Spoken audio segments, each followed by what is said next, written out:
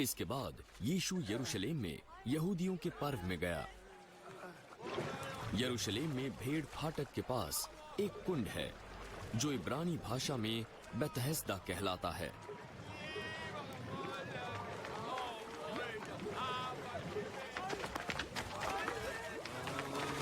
उसके 5 ओसारे हैं।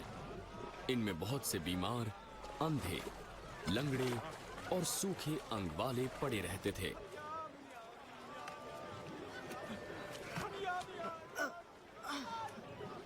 वहां एक मनुष्य था जो 38 वर्ष से बीमारों में पड़ा था।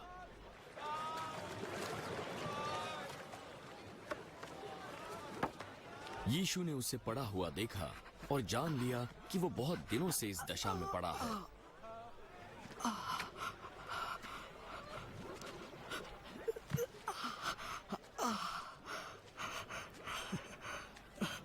क्या तू चंगा होना चाहता है? हे प्रभु, मेरे पास कोई मनुष्य नहीं कि जब पानी हिलाया जाए तो मुझे कुंड में उतारे, परंतु मेरे पहुंचते पहुंचते दूसरा मुझसे पहले उतर जाता है।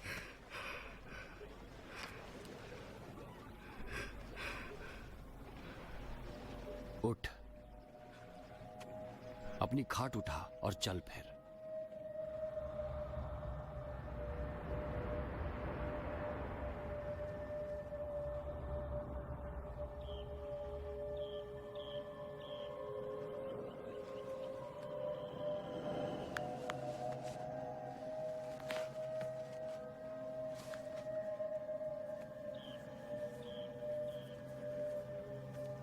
वो व्यक्ति तुरंत चंगा हो गया।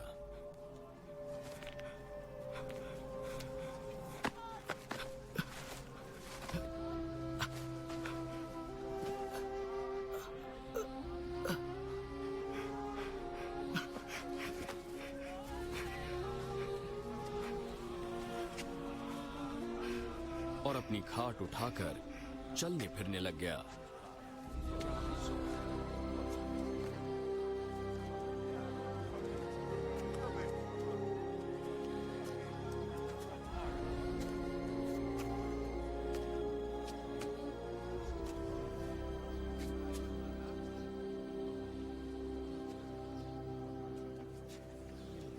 वो सब्त का दिन था, इसलिए यहूदी जो चंगा हुआ था उससे कहने लगे, आज तो सब्त का दिन है, हमारी व्यवस्था के अनुसार तेरा ये खाट उठाना उचित नहीं।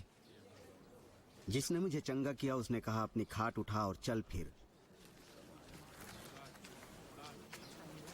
वो कौन था जिसने तुझसे ये करने को कहा?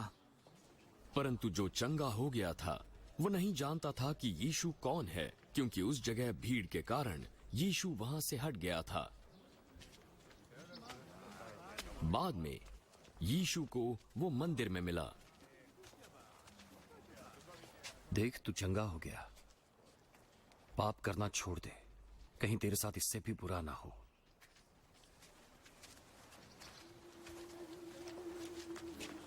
उस व्यक्ति ने जाकर यहूदियों से कह दिया कि जिसने मुझे चंगा किया वो यीशु है।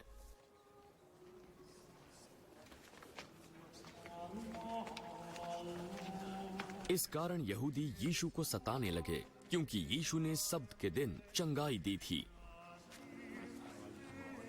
यीशु ने उनसे कहा, मेरा पिता हमेशा काम करता है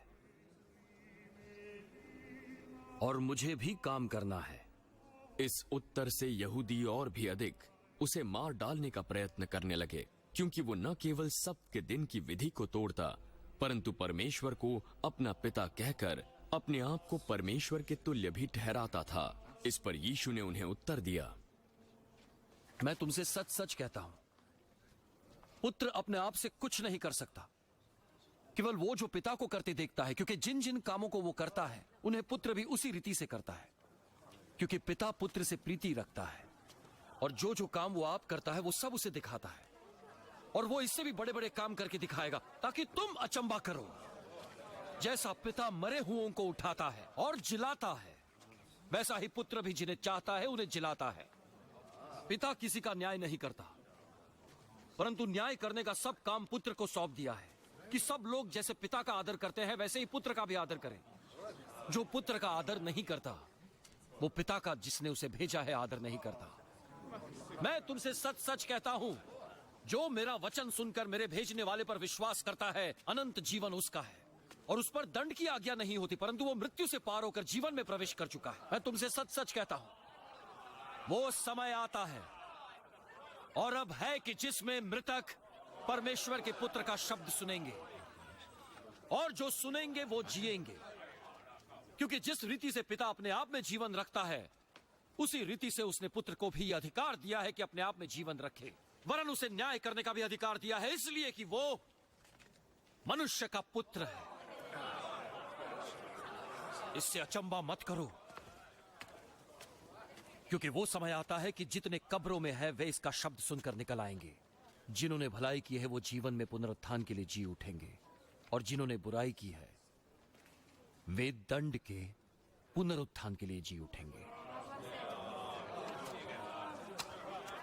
मैं अपने आप से कुछ नहीं करता, जैसा सुनता हूं वैसा न्याय करता हूं और मेरा न्याय सच्चा है, क्योंकि मैं अपनी इच्छा नहीं परंतु अपने भेजने वाले की इच्छा चाहता हूं। यदि मैं आप ही अपनी गवाही दूं तो मेरी गवाही सच्ची नहीं है, एक और है जो मेरी गवाही देता है और मैं जानता हूं कि मेरी जो गवाही देता है वो सच्ची है। तुमने यूहन्ना से पूछवाया और उसने सच्चाई की गवाही दी है, परंतु मैं अपने विषय में मनुष्य की गवाही नहीं चाहता। तो भी मैं ये बातें इसलिए कहता हूं कि तुम्हें उद्धार मिले।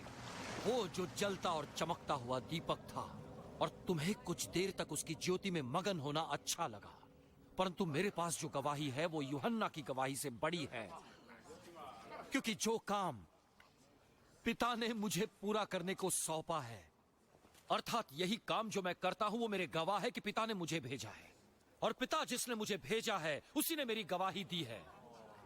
तुमने न कभी उसका शब्द सुना न उसका रूप देखा और उसके वचन को मन में स्थिर नहीं रखते, क्योंकि जिसे उसने भेजा तुम उसका विश्वास नहीं करते। तुम पवित्र शास्त्र में ढूंढते हो क्योंकि समझते हो कि उसमें तुम्हें अनंत जीवन मिलता है और यही है जो मेरी गवाही देता है। फिर भी तुम जीवन पाने के लिए मेरे पास नहीं आना चाहते।